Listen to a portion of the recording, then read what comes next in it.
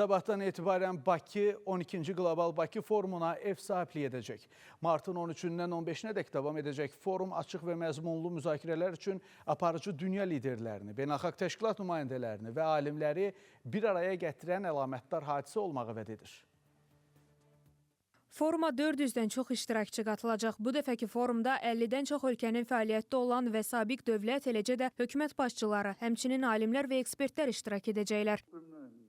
Biz 3 gün ərzində faydalı, aktual məsələləri müzakirə edəcəyik. Əsas məqsədimiz müxtəlif məsələlərə dair təcrübəmizi daha da artırmaqdan ibarətdir. Bu il müstəsnadır, çünki beynəlxalq münasibətlər ciddi dəyişikliklərə məruz qalıb. Son bir neçə ay ərzində ABŞ prezidenti tərəfindən qəbul edilmiş bir sıra qərarlar onlara təsir edib.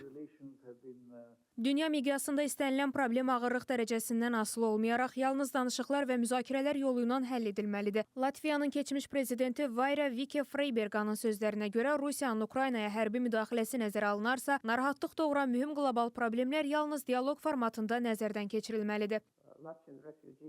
Bugün dünya miqyasında ölkələr arasındakı gərginliklər böyük narahatlıq doğurur. Belə bir şəraitdə münaqişə tərəfləri olan ölkələrin atəşkəsə nail olması çox önəm daşıyır. Biz hesab edirik ki, dünya miqyasında istənilən problem ağırlıq dərəcəsindən asılı olmayaraq, yalnız danışıqlar və müzakirələr yolu ilə həll edilməlidir. Biz dünya miqyasında dramatik dəyişikliklərin şahidi oluruq. Rusiyanın Ukraynaya hərbi müdaxiləsi kimi mürəkkəb şəraitdə qlobal səviyyədə narahatlıq doğuran məsələlərin müzakirəsi böyük əhəmiyyət daşıyır. Qeyd edildi ki, Qlobal Bakı Forumunun mövzularından biri də Bakıdan Berlinə yol xəritəsi ilə bağlı müzakirələr olacaq.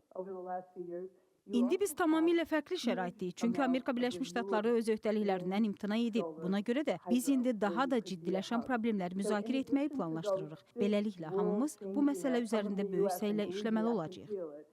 Qeyd edək ki, forum çərçivəsində qlobal aktual problemlərə, bu xüsusda çoxtərəfli diplomatiya və çoxqütblü dünya, BMT-nin gələcək üçün paktı, yeni dünya düzəninin formalaşdırılması, orta güclər və onların yeni dünya düzənində rolu, postmünaqişə dövründə bərpa quruculuq işləri və bu kimi digər vacib mövzulara həsr edilən müzakirələr keçiriləcək. Günəş Rizayeva, Nadir Cəlilov, Fidan Səfəri, Space xəbər.